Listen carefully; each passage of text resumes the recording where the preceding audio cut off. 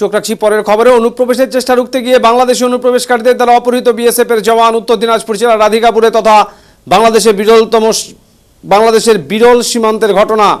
BSF সূত্রে খবর, মঙ্গলবার মধ্যরাতে সীমান্তের এলাকায় টহলদারি চালানোর সময় প্রায় 15 থেকে 20 জনের দলকে ভারতীয় ভূখণ্ডে প্রবেশ করতে দেখে একাই তাদের তাড়া করেন এই বিএসএফ জওয়ান। তখনই তাকে অপহরণ করে বাংলাদেশ ভূখণ্ডে তুলে নিয়ে তাকে বর্ডার গার্ড বাংলাদেশের হাতে তুলে দেয় অপহরণকারীরা। ঘটনার খবর পেতেই সীমান্তে রেড অ্যালার্ট জারি করা হয়। বিএসএফ এর তরফে কড়া বার্তা পাঠানো হয় বর্ডার গার্ড বাংলাদেশকে বলে সূত্রে খবর। বিএসএফ এর উত্তরবঙ্গের আইজি পক্ষ থেকে সেক্টর কমান্ডার অফ বিজিবির উত্তর পশ্চিম রিজিয়নের কমান্ডারের মধ্যে ফ্ল্যাগ মিটিং করে ওই বিএসএফ জওয়ানকে ফেরত দেওয়া হয়। এদিকে এই ঘটনায় সীমান্তে রেড অ্যালার্ট জারি করা হয়েছে বলে জানা গেছে।